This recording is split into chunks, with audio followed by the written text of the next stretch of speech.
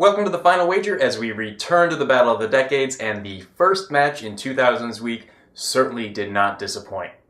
Now, normally when I watch Jeopardy, I'll pause it before final, do the video, and then see what happened. I don't like tainting my analysis. Luckily, I didn't have a chance to do the video when I watched this morning, so I know what happened. And that's a good thing because it saves me a lot of time doing all the dissection. So I've already done the rule number 1 and rule number 2 wagers between Colby and the other two players, Celeste and Tom. So I'm just going to jump into second and third now.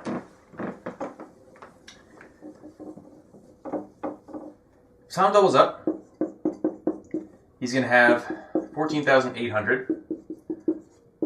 So to stay above him, Celeste can wager up to 1,400, and since it's a tournament, she'll want to wager no more than 1,399.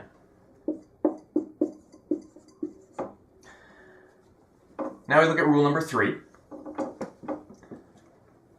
Celeste and Colby are separated by just 200. So Celeste would want to wager 201 to cover a zero wager by Colby.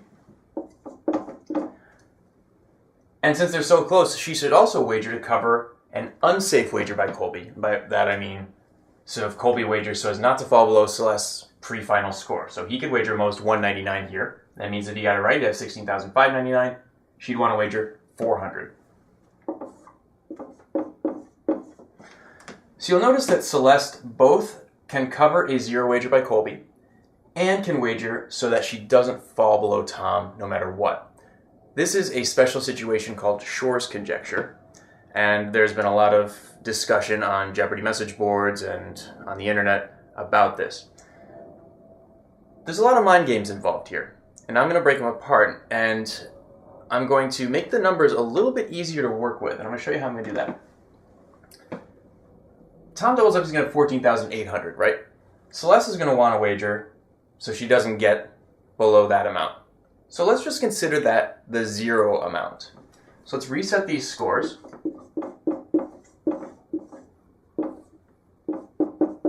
1,400 and 1,600. What I'm going to do, just going to forget about Tom for now.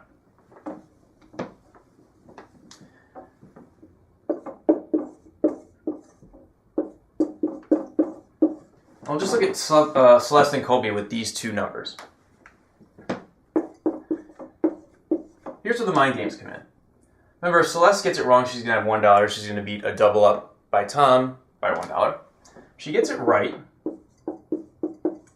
she's going to have $27.99.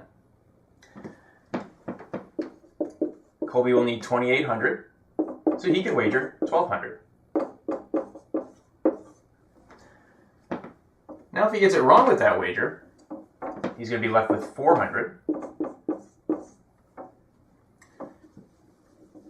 To stay above that,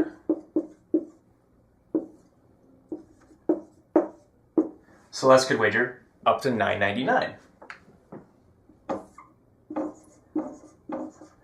Now that's such a compelling move for Colby to make that 1,200 wager that Celeste should think one step ahead of him and wager $9.99 just in case he does that $1,200 wager. That way, if they both get it wrong, Colby's going to lose by $1.99.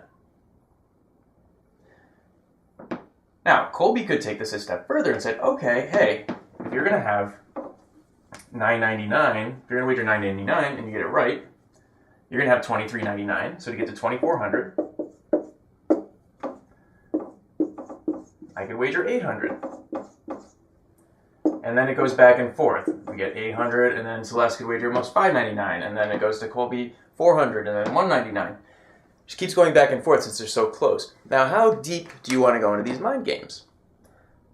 Colby picks one of these numbers. Let's say he picks 800, and Celeste picks, let's say Celeste picks 13.99. If we reduce this to coin flips, Colby's going to win half the time, Celeste is going to win half the time. Colby will win if they're both wrong, or if he's right and she's wrong. And Celeste will win if she's right in any event. So saying that Colby should wager 1,200 because Celeste wagered 13.99 isn't necessarily the right thing to say.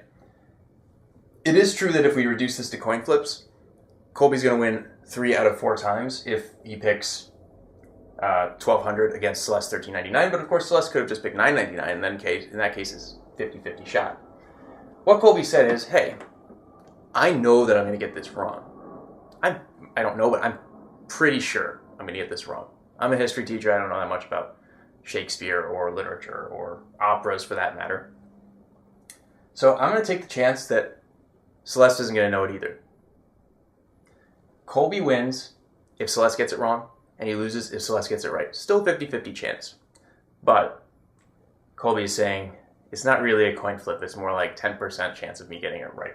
That changes the odds quite a bit.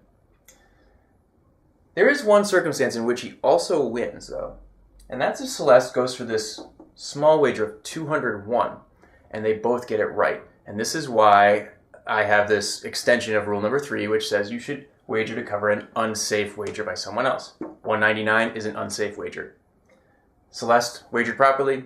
Colby also wagered properly. Savvy wagering has been the name of the game so far in this battle of the decades. Pam Mueller, Rachel Schwartz, and now Colby.